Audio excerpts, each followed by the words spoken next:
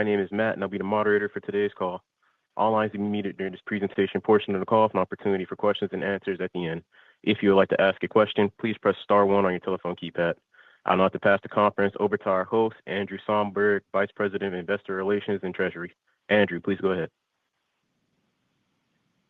Good afternoon, and thank you for joining us. Welcome to Pinterest's earnings call for the second quarter ended June 30th, 2025. My name is Andrew Somberg, and I'm Vice President of Investor Relations and Treasury for Pinterest. Joining me on today's call are Bill Ready, Pinterest CEO, and Julia Donnelly, our CFO. This conference call is being webcast, and we are also providing a slide presentation to accompany our commentary. Please refer to our Investor Relations website at investor.pinterest.com to find today's presentation, webcast, and earnings press release. Some of the statements that we make today regarding our performance, operations, and outlook may be considered forward-looking, and such statements involve a number of assumptions, risks, and uncertainties that could cause actual results to differ materially.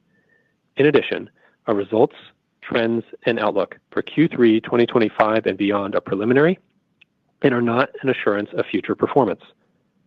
We are making these forward-looking statements based on information available to us as of today, and we expressly disclaim any duty or obligation to update them later unless required by law. For more information about assumptions, risks, uncertainties, and other factors that could affect our results, please refer to our most recent Form 10-Q and Form 10-K, each filed with the SEC and available on our Investor Relations website. During this call, we will present both GAAP and non-GAAP financial measures. A reconciliation of non-GAAP measures to the most directly comparable GAAP measures is included in today's earnings press release and presentation, which are distributed and available to the public through our Investor Relations website. Lastly, all growth rates discussed in today's prepared remarks should be considered year over year unless otherwise specified. And now I'll turn the call over to Bill. Thanks, Andrew. Good afternoon, and thank you for joining our second quarter 2025 earnings call. Over the past 3 years, we have made meaningful progress in transforming our product and business to take advantage of the full potential of Pinterest. This means seamlessly enabling our users to have dynamic, multi-session journeys that take them from inspiration to action, while allowing advertisers to connect with the user across the funnel and ultimately drive performance outcomes. In order to do this, we're leveraging AI tuned on our unique curation signals to deliver increasingly relevant and personalized content. This drives further curation behavior, which provides us with even greater first-party signal for ever-improving actionability across our app, all while distinguishing ourselves as a place for positivity and belonging. As a result, Pinterest is resonating with our users more than ever before, and we have found our strongest ever product-market fit. It's abundantly clear that Pinterest is an AI winner. We've never been more popular or valued by our users and more performant for our advertisers. Our Q2 results clearly showcase that our increased product velocity, combined with our consistent execution against our multiple ways to win, is leading to durable growth. We ended the quarter with 578 million MAUs, an 11% increase year over year, marking yet another quarter of record high users. At the same time, we generated Q2 revenue of $998 million, up 17% year over year, as we continue to be a vital partner for advertisers across a range of verticals seeking to reach our leaned-in users. Our consistent performance and ability to take market share demonstrate the effectiveness of our long-term strategy and laser focus on delivering value for our users and advertisers. Pinterest has been at the forefront of visual search and has helped create an entirely new way in which users discover, explore their tastes, and ultimately shop. As we have significantly improved the relevance and personalization of our content using AI, we've become a destination for our users to explore their expansive set of commercial journeys. As I've shared before, 100% of our reported monthly active users are logged in, and approximately 85% come to our mobile app directly. They are coming for new types of purely visual search experiences, particularly in moments where a user may not have the words to precisely describe what they're looking for, or will know it when they see it. The visual nature of our platform is particularly attractive to Gen Z, who's been raised on an internet of visual content and thus seeks out information differently than other generations. Pinterest offers the ability to visually explore in a more focused way that is distinct from other discovery platforms that are more entertainment-driven, rather than intent-driven. Today, our platform is resonating with Gen Z more than ever. I'm excited to share that over 50% of our monthly active users are Gen Z, which speaks to the fact that we've built a platform that is deeply resonating with the next generation of users and shoppers, who are influential tastemakers, content creators, and a lucrative audience for advertisers to reach. We see that our users, including Gen Z, value our platform for a number of use cases. Specifically, the visual nature of our platform lends itself well to use cases including fashion, apparel, beauty, food, beverage, and home decor, which are some of the core use cases on Pinterest. While those categories continue to be strong, we find that users across demographic groups leverage Pinterest for a broad range of moments in their lives. At the same time, we're continuing to broaden our audience across generations and gender. For example, we're seeing our male users come to Pinterest for searches like rock climbing aesthetic, which are up 95% year over year. Whether it be a college student searching for their next winter break travel destination, a new mom looking for parenting tips, or even actor Patrick Schwarzenegger creating boards to immerse himself in the characters he's playing on screen, there's something on Pinterest for everyone.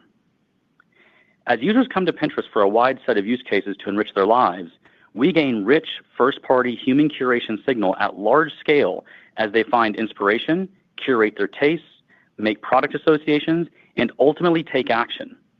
This proprietary signal is powerful for multiple reasons. First, as I just noted, all of our MAUs are logged in, with most coming directly to our mobile app. This means our users express their intent to us directly through what they search, click, or save to a board. Next, our signal comes from the hundreds of millions of users actively curating through boards and collages over their multi-session journeys. Together, this network of many billions of associations between pins, searches, boards, products, and users on our platform comprise our valuable taste graph, a signal that we believe to be unique in the Western world that allows us to make highly relevant recommendations. And the more we've doubled down on curation through improved board functionality and new content formats like collages, the more dense our taste graph has become.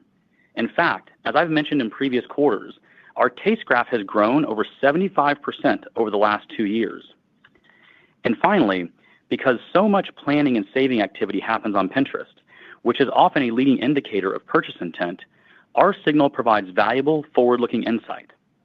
As a result, while some platforms may provide a year-in-review recap of what consumers have already done, our data allows us to uniquely publish an annual report called Pinterest Predicts, where we share what is not yet trending, but very likely will be in the year ahead, based on what users are planning and curating today for purchases in the future. And given the strength of our data, over the last 5 years, 80% of our predictions have come true. The signal we garner from user activity is the basis of our leading-edge AI recommendation systems, which we use to identify and surface personalized and helpful content to our users. AI is a core competency at Pinterest and is deeply integrated across virtually all facets of our business. With our world-class engineering talent and large data corpus, we've developed our own proprietary AI foundational models for use cases that are uniquely applicable to the visual nature of Pinterest. For example, last quarter I talked about the launch of our multimodal AI model powering our new visual search experience, currently live for women's fashion. This new user flow allows users, for the first time, to search and refine their tastes with both image and text inputs on our platform. Our proprietary in-house built multimodal AI model that powers this visual search experience and is trained on our unique data set is 30% more likely to identify and recommend relevant content from our corpus than leading off-the-shelf models. Building off this momentum, this quarter we launched a proprietary generative retrieval model on our search and related surfaces to drive further improvements to personalization across the platform for our users. This model, built completely in-house, is utilized within the early stages of our content recommendation system and is trained on past user activity across all our surfaces and our taste graph of how users associate our corpus of tens of billions of pins together to generate an initial set of potential pins to show a user. Due to the sophistication of this model and the breadth of content and activity it is trained on, it can recommend more relevant and deeply personalized content for our users, while also balancing the distribution of fresh content, given it is more effective at predicting what a user might like to see. Another example of how we integrate AI to enhance the relevance of the content we serve our users is through the use of large language models in our search recommendation algorithm. Leveraging LLMs in this capacity, we can ingest complex and conversational search queries, converting them into a format that our models can easily understand and process more effectively, thus leading to better content recommendations for our users. Our investments in driving deeper relevance and personalization for our users has led to cumulative gains across the business. Notably, we observed a 230 basis point lift in our search fulfillment rate year to date, meaning we're connecting users with more of what they're looking for when they're searching on Pinterest. Over the past 3 years, improvements to relevance and actionability have been at the core of our business transformation. The compounding impacts of leveraging our rich first-party signal within our AI to drive relevance, combined with our efforts to make it easier for our users to search, save, and shop, is reflected in our all-time record users, including the outsized strength in Gen Z I described earlier. As we've improved actionability, we've driven increased value for our users, and we're seeing a greater proportion of our users take action. This is important because the deeper a user engages with the platform, the more likely they are to be retained, and the more effectively we're able to monetize. We see this particularly clearly in our UCAN region, where we've driven the most significant improvement to actionability across the platform. In UCAN, the retention rate of users who take action like a search or save is notably higher than those who engage only in view-based behavior. That retention rate increases even further as a user moves down the funnel and engages in outbound click behavior. And we see a similar pattern in monetization, where users who take action drive significantly more revenue than those who do not. We're helping advertisers capture this lower funnel intent on our platform by significantly improving our ads relevancy, as well as building the foundational components of a performance ads platform with tools like mobile deep links, direct links, and Pinterest Performance Plus. This has created highly relevant shopping recommendations paired with seamless buying experiences, particularly benefiting our retail and e-commerce advertisers. We are also leveraging AI to continually improve the overall personalization and efficiency of the ads we show users. These always-on efforts are resulting in higher click-through and conversion rates as we optimize our AI models to better understand our users' tastes and style. For example, in Q2, we significantly improved the performance of our large-scale conversion models by incorporating more sequences of signals about a user's commercial journey on the platform. By strengthening our training data in this way, we can more accurately predict ads that resonate with our users. In our early A/B tests, this launch drove a 5% increase in conversion rates for ads on our lowest funnel OCPM bid type. And while we've made tremendous strides in improving relevance and actionability for our users, we see continued runway ahead as we enable new seamless shopping experiences across various categories across our platform. Take food and beverage, for instance, which is an endemic and often daily or weekly use case on Pinterest for users looking for inspiration for recipes, meals, or events. Historically, we lacked the functionality to help users take action on the products they'd want to buy in this category. To address this, in Q2, we announced a strategic partnership with Instacart. Through this collaboration, Pinterest ads will soon become directly shoppable via Instacart, allowing users to complete a purchase in just a few clicks. Practically, this means we can make a recommendation to a user for a great cocktail recipe based on our knowledge of their taste, and the user can immediately order the necessary ingredients for delivery to their door. This provides CPG advertisers with a powerful, performance-driven, and actionable way to connect with Pinterest users.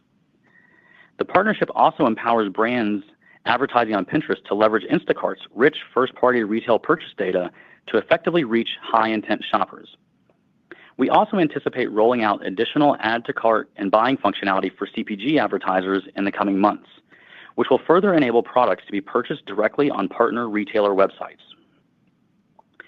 At the same time, we are continually innovating on our AI-powered Pinterest Performance Plus suite to drive greater efficiency for advertisers after our initial launch in Q4 2024. In Q2, we entered beta testing for Pinterest Performance Plus Creative Preview, which allows advertisers to preview modifications made by our creative tools, including generative backgrounds and image resizing, directly within the campaign setup flow. They can also easily regenerate any pins that they wish to change. This helps advertisers maintain control over the creative generation process to ensure the content aligns with their brand, while improving transparency and building confidence with the product. In the second quarter, we also launched our campaign customer groups beta within Pinterest Performance Plus campaigns. This new functionality allows advertisers to combine their audience data with Pinterest data while utilizing AI trained on our unique signal of user tastes and preferences. This offers advertisers further granularity over their campaign setup to align with their business goals and drive incrementality. For example, by bidding more to reach new customers. Finally, we continue to complement our robust first-party sales efforts with a diversified partner strategy. This approach aims to capture additional sources of demand, ultimately improving auction density and further enhancing the relevance of our ad demand. This includes integrations with partners like Smartly, an AI-powered platform assisting e-commerce advertisers in campaign management and optimization. We are also investing in our relationships with agencies, whom we view as vital partners within the ads ecosystem, and actively leveraging other complementary demand sources, including international resellers and third-party demand partnerships. Through countless discussions that I have had directly with the CEOs and CMOs of our top advertisers, I am more convinced than ever that Pinterest is offering unique value as a platform within the ads ecosystem. Advertisers are increasingly recognizing our speed of execution and our consistent ability to deliver on promises with differentiated, data-driven insights and expanding global scale. More than ever before, advertisers now view Pinterest as a powerful search platform capable of driving significant lower funnel performance. Lastly, our fundamental ethos of positivity and belonging continues to be a critical differentiator for our platform. This ethos of positivity has also cemented us as a platform for self-expression in the broader cultural zeitgeist, and has attracted creators who wish to align themselves with our messaging and uplifting content. For example, we teamed up with Emma Chamberlain, a popular Gen Z influencer and Pinterest power user, to launch our first ever co-branded global product with her brand, Chamberlain Coffee, whose packaging and branding was inspired by the Fisherman Aesthetic 2025 Pinterest Predicts trend. We prioritize maintaining our inspirational platform and unwavering commitment to positivity and brand safety, which is upheld through policies such as private by default settings for users under 18 and supporting focus during class time. We also continue to invest heavily in our inclusive AI tools that help users see themselves represented in the content they interact with on Pinterest. I'm incredibly proud that our advertising partner, Dove, recently won the Cannes Lions Media Grand Prix for their Real Beauty Redefined for the AI Era campaign, which ran exclusively on Pinterest and leveraged our inclusive AI tools and data insights. Overall, I'm proud of our team's sustained execution and commitment to delivering for our users and advertisers. With that, I'll turn the call over to Julia to share more details about our financial performance. Thanks, Bill, and good afternoon, everyone. Today, I'll be discussing our second quarter 2025 financial results and provide an update on our preliminary third quarter 2025 outlook. All financial metrics, except for revenue, will be discussed in non-GAAP terms unless otherwise specified, and all comparisons will be discussed on a year-over-year basis unless otherwise noted.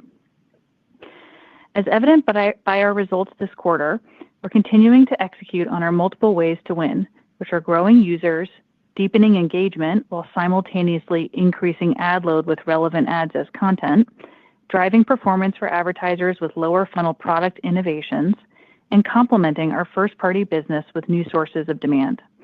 In doing so, we're taking share in a competitive but growing end market by building a strong business with sustainable revenue growth, profitability, and free cash flow generation. We're seeing record high users, driven by our efforts to improve the relevance and personalization of the content we show our users through incorporating AI deeply throughout our product. At the same time, we're also seeing continued revenue growth from our efforts to drive greater performance through AI-driven ad stack improvements and automation, along with deeper actionability through our lower funnel ad formats. The compounding effects of these initiatives, combined with our consistent execution, has resulted in a more resilient business than ever before, and there's certainly more to go as we continue to execute on our strategy. Now let's move to our second quarter results. We ended the quarter with 578 million global monthly active users, or MAUs, growing 11%, with another quarter of record high users. We continue to demonstrate user growth across all of our geographic regions. In Q2, our US and Canada region had 102 million MAUs, growing 5%. Our Europe region had 146 million MAUs, growing 7%. And in the rest of world markets, we had 329 million MAUs, growing 14%. Shifting to revenue. In Q2, our global revenue was $998 million, up 17% on a reported and constant currency basis. We saw strength across our conversion and awareness objectives. From a vertical perspective, we continue to see strength across our retail vertical as well as in financial services. Turning to our geographical breakouts for Q2. In the US and Canada, we generated $745 million in revenue, growing 11%. Strength came from retail and financial services. In Europe, revenue was $191 million, growing 34% on a reported basis or 29% on a constant currency basis. Strength in Europe was driven by retail. Revenue from rest of world was $63 million, growing 65% on a reported basis or 72% on a constant currency basis. In Q2, ad impressions grew 55%. As a reminder, the number of ad impressions on our platform is a factor of both the number of total impressions on our platform, whether paid or organic, as well as the percentage of those impressions that represent ads or ad load. This quarter marked the 12th consecutive quarter since the middle of 2022, with our ad impressions growth being driven synergistically by both total impressions and ad load. At the same time, ad pricing in Q2 declined 25% year over year. The primary driver of the sequential acceleration in ad impressions and corresponding decline in ad pricing continues to be the growing mix shift from ad impressions in previously unmonetized or undermonetized international markets, which carry lower ad pricing than our more mature markets. Moving to expenses. In Q2, cost of revenue was $197 million, up 10% year over year and up 2% versus Q1 due to increased infrastructure spend related to users and engagement growth. Our non-GAAP operating expense was $555 million, up 14%. The increase was due to increases in sales and marketing and R&D as we continue to invest in teams across AI and other product initiatives, as well as enterprise sales and support. Our revenue outperformance, combined with ongoing cost discipline, led to another strong quarter of adjusted EBITDA, coming in at $251 million. This resulted in an adjusted EBITDA margin of 25%, an increase of approximately 310 basis points versus Q2 last year, which exceeded our expectations and was driven by the incremental flow-through from the revenue outperformance. We also delivered Q2 free cash flow of $197 million. We ended the quarter with cash, cash equivalents, and marketable securities of $2.7 billion. In Q2, we allocated $106 million toward net share settlement of equity awards and $53 million towards share repurchases as part of our ongoing efforts to mitigate dilution. These dilution mitigation efforts have driven a 1% decline in year-over-year fully diluted share count versus Q2 2024, which compares favorably to our stated positive 2 to 3% average annual target. Now we'll discuss our preliminary guidance for the third quarter.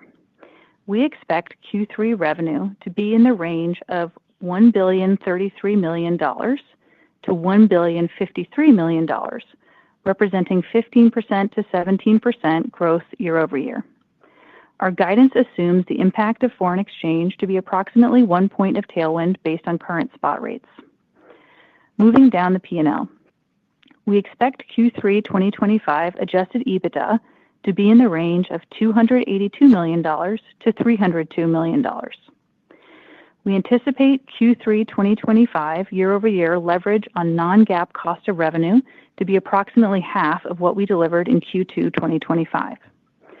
Within Q3 non-GAAP operating expense, our primary area of investment will continue to be headcount growth within R&D to support our efforts in AI and other product initiatives, as well as our global enterprise sales team. Looking ahead, we expect to deliver adjusted EBITDA margin expansion in the second half of 2025, though the level of expansion will be lower than the more elevated expansion we delivered in the first half of 2025 as we continue to invest in revenue-driving initiatives.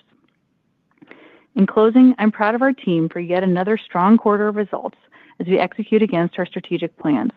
We are delivering for our users and advertisers while our multiple ways to win are driving durable revenue growth. With that, I'll hand it over to Bill for some final words. Thanks, Julia. I want to thank our teams at Pinterest, our advertising partners, and all the people that come to Pinterest to find inspiration and take action. And with that, we can open the call up for questions. If you would like to ask a question, please press star followed by 1 on your telephone keypad. If for any reason you would like to remove that question, please press star followed by 2. Again, to ask a question, press star 1. As a reminder, if you're using a speakerphone, please remember to pick up your handset before asking your question. We'll pause here briefly as questions registered. First question is from the line of Ron Josey with Citigroup. Your line's now open. All right, thanks for taking the question. Bill, I wanted to ask a little bit more on just overall usage trends. With Gen Z being 50% of users today, I would love to hear just how usage overall in Pins has changed, just given the changing demographic. I know we talked about newer verticals last quarter, and you mentioned that today. And then maybe bigger picture, and this gets into the Gen Z maybe comment, just given changing search habits, we're hearing more and more users are starting their search directly on Pinterest. And so just wanted to hear more about the opportunity here as Pins gets more direct traffic and particularly younger direct traffic. Thank you. Thanks, Ron. Yes, as you noted, user growth overall has been a real bright spot for us, and we're growing across all geographies and generations that we track. And we're increasingly relevant with the next generation, particularly with Gen Z now accounting for over 50% of our MAUs, followed by millennials who are our second fastest. And to your point on Gen Z coming to Pinterest to search, Adobe put out a study recently that Gen Z views Pinterest as a search destination. They found that 39% of study participants have used Pinterest as a search engine, and that was 47% for Gen Z. And so over 70% of those users say the top reason they use Pinterest as a search engine is because it's visually appealing. So what we've done around visual search using curation paired with AI to make really, really relevant recommendations where users say, Pinterest just gets me, it's helping them in entirely new forms of search that are both a mix of discovery based on deep knowledge of their taste, but then their ability to really easily refine that taste in a purely visual manner. So while we see that resonating the most with Gen Z, that is working across our platform globally. It is working on our platform across demographics, across generations. And so that's part of why you see our growth both in UCAN, in Europe, and in rest of the world, strong growth numbers across all those, because that is working globally. But that AI paired with our unique curation signal on the platform, it's leading users to a place of saying, well, Pinterest just gets me. And we think we've got a lot more that we can do there as we continue to do more and more with AI, and as we are increasingly a destination with 100% of our users being logged in and 85% coming to our mobile app directly. So we're a destination for these things. Users are seeking us out, and we think there's a lot of continued opportunity to build upon that.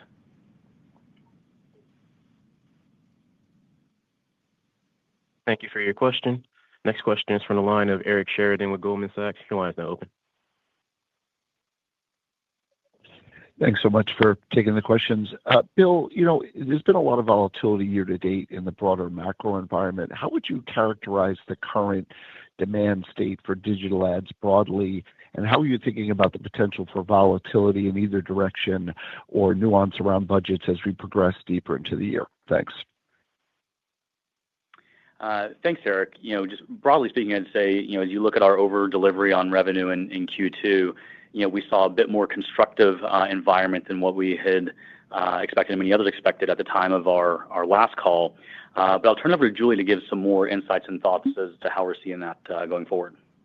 Yeah, thanks, Eric. So I guess for Q2, we saw areas that have been strong for several quarters now for us, such as retail and financial services, continue to be sources of strength. And as Bill alluded to in his prepared remarks, we're also seeing continued gains through our investments in AI, which are driving user and engagement growth, as well as compounding benefits from improvements to our ad tech stack, as evidenced by outbound click growth and efficiency improvements for advertisers. So, while the tariff impact was certainly smaller than we anticipated in Q2, we did still see some impact affecting our UCAN region. For example, Asia-based e-commerce retailers pulled back spend in the U.S. tied to the change in the de minimis exemption. But partially offsetting this headwind, we also continue to see really exciting ongoing geographic diversification from some of these and other retailers to our European and rest of world region. So, outside of UCAN in our international markets, we saw a nice acceleration in Q2, both on a reported and constant currency basis in Europe and rest of world. Europe, this was really driven by strength in retail as we continue to expand our lower funnel and shopping playbooks to those markets. While in our rest of world region, we saw strength coming from our own first-party sales force, plus contribution from resellers as they continue to ramp, which is consistent with our kind of multi-pronged strategy to accelerate monetization in this region. So overall, a very strong Q2, and we see that continuing into Q3. You asked a little bit about sort of ad environment. Again, I'd say as we talk to advertisers about Q3, we do hear that some of that tariff-related and broader market uncertainty has continued into how they're thinking about spend for Q3, though this varies by advertiser. And again, it's definitely a relatively more constructive environment than feared. So we're trying to provide an outlook for Q3 that is responsive to that overall environment, and we'll have to see how the broader market backdrop plays out. Stepping back, though, we're guiding to a revenue range that is similar to the 17% growth we just delivered in Q2. So we think the consistency of our revenue growth year to date really highlights the resilience of our business and more importantly, the durability of our many revenue growth drivers as we're continuing to execute on our strategy.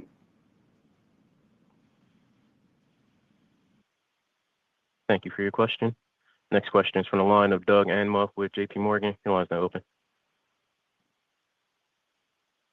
I'm taking the question. Bill, I wanted to ask about Performance Plus adoption. You rolled out ROAS bidding in GA in March and then also gave advertisers the ability to bring in audience data in 2Q. Can you just talk about how those initiatives are trending so far and then what else may be in the pipeline for Performance Plus? Thanks. Yeah. Thanks, Doug. We're really pleased with what we're seeing on the rollout of Performance Plus. So we've seen notable early adoption from mid-market advertisers. Since the end of last year, the percentage of lower funnel revenue flowing through Pinterest Performance Plus campaigns has more than doubled. And so we've consistently talked about how we see that as a multi-quarter, multi-year cycle, but we feel really good about the adoption and the performance there. We're continuing to bring the best offerings for bidding, targeting, budgeting, and creative to advertisers. As you noted, we launched ROAS bidding in Q1. In Q2, we launched the P Plus creative previews and campaign customer groups. And so our goal with Performance Plus was to expand our reach beyond the largest retailers. And we're seeing it do exactly that Performance Plus gives advertisers their preferred level of control. And it's also getting us more into that mid-market, more into some of the that 1 to 30 billion segment. And even as we go a little bit further in small business, we're seeing some early signs there, because Pinterest Performance Plus is making it much easier for advertisers to come on the platform. I spoke before about how it's cutting campaign creation time in half, and they were seeing a lower cost per action. So we continue to see all those things playing out nicely. And again, driving what we think will be a multi-quarter, multi-year adoption cycle on not just the existing features, but as we continue to round out the feature set there.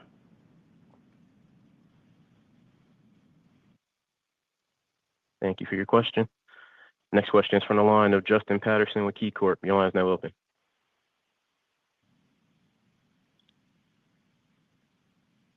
Great. Thank you. Bill, there's been a lot of talk about just how agentic AI is changing the search funnel. I'd love to hear you expand around just some of the investments you're making to really succeed in this new era and how long you think it'll be before you see some benefits there. Thank you. Yeah. Thanks, Justin. First, I'd say that as we've entered sort of this Cambrian moment of a lot of new AI-driven experiences and people thinking about searching in new ways, Pinterest is an AI winner in that. Through that moment, Pinterest is more popular than ever as we're driving record highs in users, winning with the next generation, deepening engagement per user.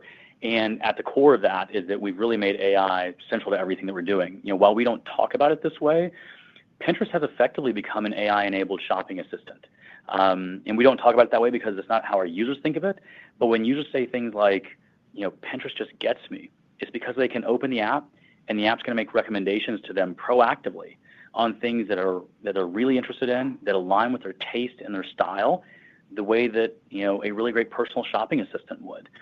And we think there's a lot more to go in that, and that we think we have something really unique around our curation signal that doesn't just let us understand the taste for that user individually, but when they curate and associate products, it just gives us completely unique signal for us to show the next user that may start with just a very small signal of even just one of those products, that we can then recommend what else might go with that, and not just the obvious things, like you bought your first ever bag of dog food, and so here's a dog collar. Those are pretty obvious, but things that will say, well, if you're into this kind of beauty product, you might be into these kind of,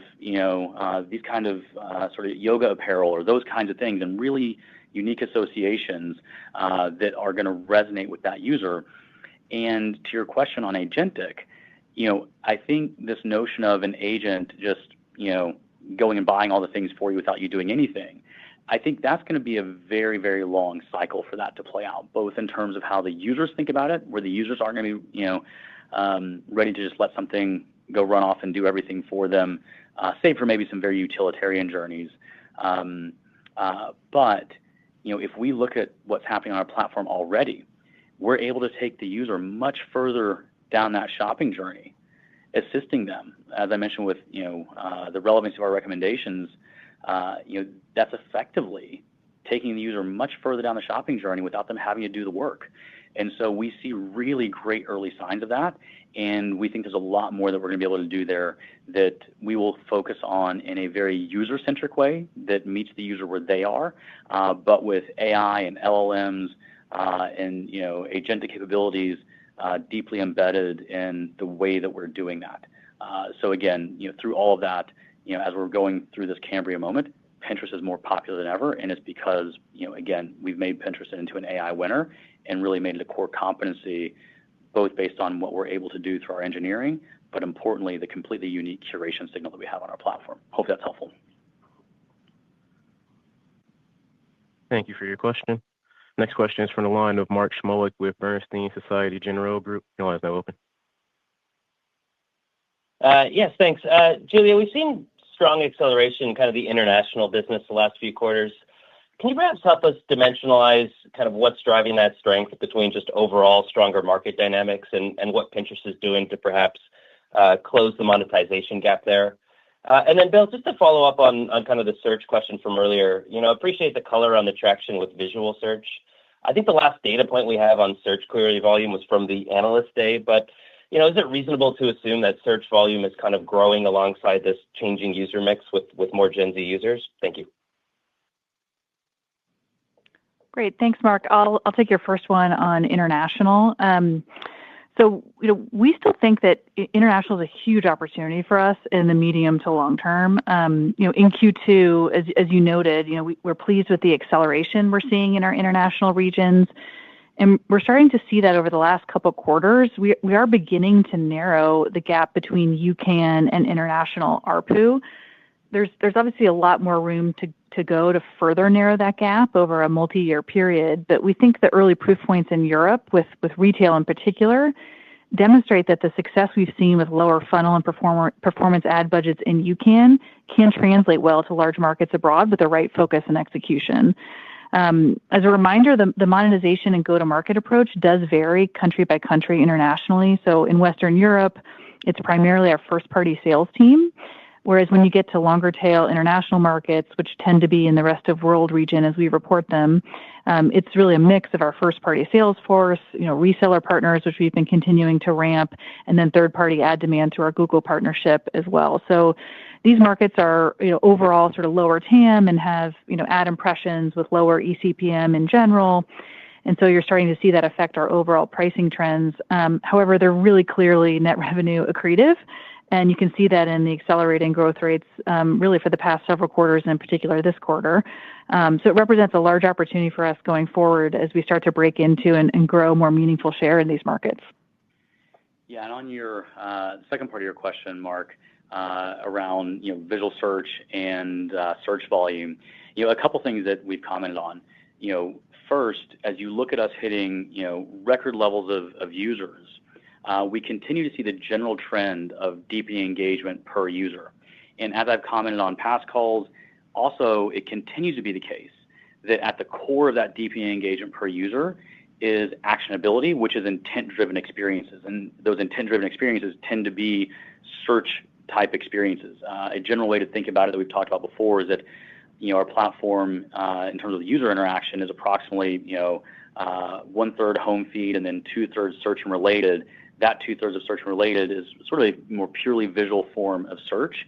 And even the home feed increasingly we see as continuation of search journeys. So it really is the case that the entire platform has become a new way that people think about searching in a way where it is more proactive, it is more contiguous across sessions, it is more personalized, it is more visual. And again, that deep engagement per user, the resonance with Gen Z, it really is, at the core of that, helping them go satisfy intent, which is the kind of thing that is effectively a search type experience, but we're delivering that for them in entirely new ways. So we continue to feel really great about the progress there. And again, expect there's a lot more we can do. Thank you for your question. Next question is from the line of Ross Sandler with Barclays. Your line is now open. Great. Julia, could you talk about your investment priorities for the second half of this year? The pace of margin improvement, it's still up, but it's coming down a bit, as you noted. So how should we think about that? And then, Bill, could you just elaborate a little bit on this new Instacart partnership? Sounds like you're integrating some of their shopping data to make CPG ads more targeted on Pinterest. Could you just kind of double click into that? And was there an off Pinterest component involved as well? Thank you. Great. So Ross, thank you for the question. I'll take the first one on margins. So I would say in Q2, we had exceptionally strong revenue performance. So the flow through of that led to, outsized adjusted EBITDA margin expansion.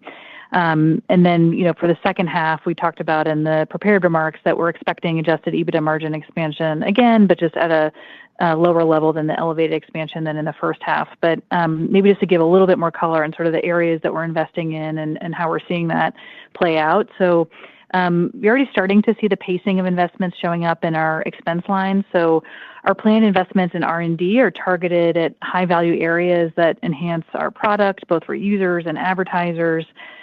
As we look back over the last 18 months, it's just incredibly clear that we've seen, really nice near-term returns from where we focus these investments, particularly within AI to improve relevance and personalization, like Bill was talking about a little bit earlier, leveraging our unique first-party signal and technology through LLMs to strengthen our search recommendation algorithms and creating new visual experiences like visual search through our proprietary multimodal model. So as we've rounded out the ad tech stack, we're also seeing early revenue momentum in Europe and rest of world, also in kind of these emerging verticals like financial services that we've continued to call out for the last few quarters here and across the lower funnel. So as a result, we want to invest in our sales capacity to further lean into that growth that we're starting to see and the larger opportunity that we have ahead of us there. So to that end, after a period of more aggressive margin expansion in 2024, since the start of this year, we've added new sales leaders who are continuing to elevate their teams and add new talent, particularly in our UCAN and Europe enterprise sales teams. Alongside this, we're also investing in the growth of our sales enablement support teams, bringing in more technical sales talent to support our increased focus on lower funnel and performance-based campaigns. So tying that all together, as a result, we still expect margin expansion in full year 2025. though at a more modest level than the outsized amount we delivered in 2024. And this is all kind of generally consistent with our prior margin outlook commentary provided on previous earnings calls as well. And on the second part of your question, Ross, around the Instacart partnership, we're quite excited about that. As I've consistently talked about, actionability and bringing actionability into the platform has been really core to the revitalization of Pinterest over the last 3 years. And we started with, core retail and shopping categories, but food and beverage has been one of those categories that is endemic to our platform, but where actionability was still, relatively low. And the partnership with Instacart will allow us to do things like, as people are looking at, say, a recipe on the platform, immediately go order the ingredients for that recipe to have it delivered to their door. And the way that will work, consistent with what we've done in retail, is seamless handoffs to the place that you're buying. You've seen us, with mobile deep linking and those kinds of things, make it so that as you find the product that you want, we create a really seamless handoff to the place to go buy it. And we're taking that over to the place for you to go buy those things. So as I mentioned, we'll have multiple of these ways that we'll continue to bring actionability into the platform. And consistent with what we've done with direct links, mobile deep linking, we'll consistently look for ways that we create really seamless handoffs into the places to go buy those things. Sometimes that will be in our app, or a really seamless handoff into the retailer to buy from. But again, quite excited to bring that actionability into food and beverage, which is a large endemic category for us. Thank you for your question. Next question is from the line of Brian Nowak with Morgan Stanley. Your line is now open. Thanks for taking my question. I wanted to ask one about sort of forward advertising growth. I mean, you guys have made a lot of improvements to the platform, and you talked a lot about compounding gains over the last 9 months or so using GPU-enabled machine learning. When other platforms have done that, we've sort of seen a big step up in growth and acceleration. Is that an incorrect analog to be sort of applying to Pinterest? As you sort of look at the ad revenue that you're delivering, are there constraints to how much the business can accelerate that perhaps we externally don't understand? This is just trying to think about the path of forward revenue growth in the back half and into next year. Yeah, thanks for the question, Brian. I think I've been very, very consistent on this, is saying that, think of these things as long-term compounding initiatives. And I don't know how many more ways I can say no hockey stick, no step function, because these things, as we're building the performance ad platform, these all have compounding benefit. And so, we're pretty consistently delivering, above the rate of the market growth overall. And, we feel really good about that. We've really turned the platform into a performance advertising platform over the last few years, and have increasingly broken into those, always on performance budgets, really, taking share, growing above the rate of the market overall. And we have continued to consistently deliver on that, very much in line with the expectations we set at our Investor Day, delivering, above the high end of our guidance range. And so we feel really good about the way that we're delivering there. And we don't see any structural limitation to that. We're a small player in the market, but we're a small player in the market that's growing faster than the market and increasingly relevant in more use cases with more advertisers as we work our way from the largest advertisers down to sort of the mid-market on down. And I think there's a lot of room for growth ahead in those things. I talked about Pinterest Performance Plus. That's really starting to pick up resonance with that mid-market group as we go into a new range of advertisers that we hadn't been as available to previously. We're seeing that pick up nicely. You're seeing the international pick up nicely. So those are all the levers of growth that we laid out in our multiple ways to win back at our Investor Day. And we're executing on those and delivering in the ranges that we've talked about, consistently on how we would do that. We've also been very consistent that we don't see those as step functions, but instead as like long-term compounding benefits of a true performance ad platform. Hopefully that's helpful. Thank you for your question. Next question is from the line of Anthony Post with Bank of America. Your line is now open. Great, thanks. A couple things. Definitely the functionality of the site's improving. Do you see, and you mentioned men in your prepared remarks, but are you seeing more men get on the site? And could there be, further breakthroughs there to really expand the audience over time, how you're thinking about that. And then I guess some other sites had a real big acceleration intra-quarter, but you mentioned less variability but more durability. Could you maybe explain why your auctions could be a little different than other sites out there, and why you could be more durable over time? Thank you. Thanks, Justin.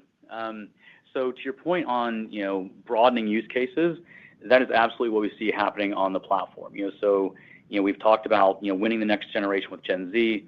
That's going very, very well. I commented in my prepared remarks about broadening relevance across all generations that we track. So we're growing across all generations that we track, but we're also growing across gender lines with more and more men coming to the platform. And the reason we see that our relevancy is increasing across all the geographies that we track, across the generations that we track, and across gender lines is that what we're doing around our AI-powered recommendations, our AI-powered visual search, so much of what people are looking for is visually driven, and that is true for women, that is true for men, that is true for Gen Z, it's true for millennials, it's true for Gen X and boomers. And so we're really seeing that have broad applicability. And on the point of getting more men on the platform, we put out our men's report that went a little bit deeper into the different things that men are looking for on the platform. But it's not just getting men into more things around like apparel and those kinds of things that have been typical on our platform. So much of the categories that we have talked about as perhaps more emerging, have a lot of visual nature to them as well. So categories that I spend time in a lot personally, shoes, cars, watches, those kinds of things. Those are all very visually driven, and those are resonant across gender lines as well. And so we're really pleased with how we see the relevancy of the platform, improving across geographies, across generations, and across gender lines. Yeah, and then I think to get at your second question, Justin, obviously we don't comment on sort of monthly trends, but I think what you're seeing from us in Q2 and what I would expect in Q3 as well is that we're a really vital partner for many of our advertisers. Particularly as we break into their more performance-oriented budgets, you're seeing that they continue to really value the full funnel, very unique full funnel offering that we have, and the sort of leaned in, high commercial intent users that we have who are actively participating in our site. And so, I think we're a great partner to those advertisers in retail during these moments, and we're seeing really nice penetration gains as well in some of these emerging verticals that we've talked about here for the last several quarters. We're seeing some nice tailwind also in the mid-market segment due to some of the early adoption in Performance Plus, although still multi-year cycle there ahead of us. So that's a little bit more color on that, but I think that's all we're going to comment on there. Thank you for your question. Next question is from the line of Colin Sebastian with Baird. Your line is now open. Great, thanks. Good afternoon. Bill, the new visual search tool works really well from what we can tell, and I guess I'd be curious how you envision that functionality ultimately contributing to broader user engagement and monetization, and how this helps position you against some of the other visual surfaces that we see cropping up on other AI-oriented apps. And Julia, I guess curious what you've seen in Q2 in terms of MAUs that reflect seasonality in North America and Europe, and how that might track into Q3. Thank you. Thanks, Colin. On the visual search part, I think the thing that I'd say there, is the uniqueness of our platform and the curation signal that we have that lets us make proactive recommendations. So even before you go search, we're giving you recommendations for things that are highly likely to be interesting to you, and in a much more targeted way than what you would typically find on entertainment-based platforms and those kinds of things, because there is intent expressed on our platform, and that allows us to go make those proactive recommendations. I talked about on our new multimodal model for visual search that that is outperforming off-the-shelf models by 30 full percentage points on the relevancy of the recommendations to our users. And that is really getting at the uniqueness of that curation signal and the product associations that happen on our platform that let us make those really, really great recommendations. So again, I think that's a place where you're seeing our users vote directly by coming to us more and more with these very actionable journeys. This driving clicks and conversions for advertisers, but deepening engagement with the user on our platform, as I mentioned in my prepared remarks, driving greater retention with those users because they're really pleased with the experience they're getting. But at the core of that is that unique curation signal, and then what we're able to do with AI trained against that is outperforming off-the-shelf models, like I said, by 30 full percentage points on the relevancy of those recommendations based on our unique corpus. That I think is a real differentiator. And for context, if you had outperformed one of those off-the-shelf models by 30 basis points, that would be something to be really proud of. 30 percentage points just really gets to how unique our curation signal is. Yeah, and then Colin, to your second question on MAUs and sort of seasonality, we don't guide to MAUs, but in Q2 you're seeing consistent kind of growth and actually accelerating growth across many of the regions and that we're reporting in on an MAU basis. We do see seasonality sort of every year, particularly in Europe. Just as a reminder, MAUs are reported on a 30-day look back from the last day of the quarter. So you do tend to see sort of summer vacations show up in Europe, but on a year-over-year basis, we actually accelerated user growth across all regions in Q2.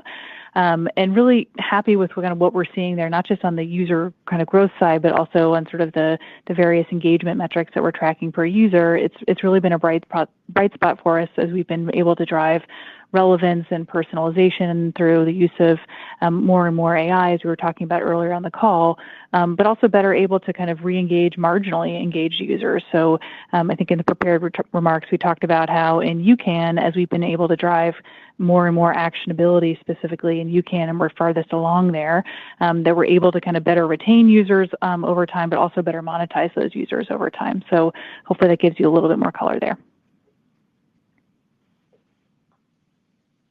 Thank you for your question.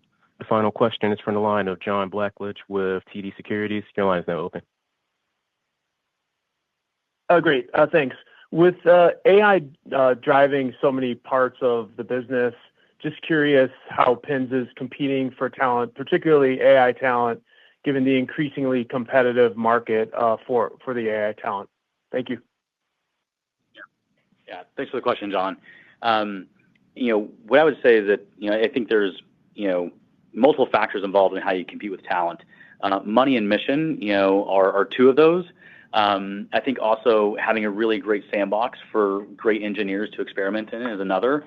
And as you are noting, there's definitely competition for talent. The good news is that we're able to align what we're doing with AI to really great monetizable use cases that generate returns for us. And so we're competing for talent in that regard, not at the most headline grabbing numbers that you would see out there, but those are truly rare instances.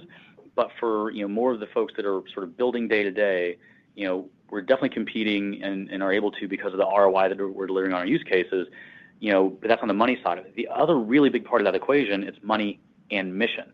And on the mission side, I think we really punch above our weight, both in terms of what we're doing with tuning AI for positivity, creating a more positive alternative to what's happening in the rest of social media. I think there's a lot of people that really want to build for that. I think there's sort of two competing sort of points of view around this, where you have some folks that are willing to sort of throw caution to the wind and do things at all costs. And I think there's others that really deeply care about making sure that AI is used for good and that AI is used responsibly. And we're not the only ones that are building in that regard. But I think for us and for others that are really competing on this dimension of AI for good and responsible AI, you're seeing that that mission part of the equation really matters to many of the best engineers out there. And then also engineers are always attracted to a great sandbox.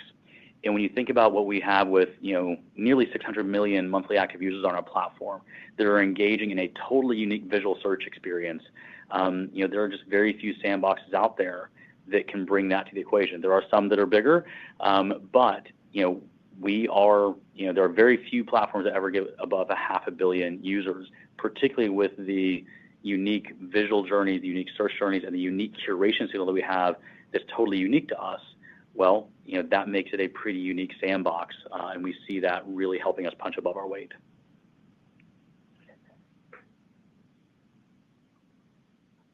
Thank you for your question.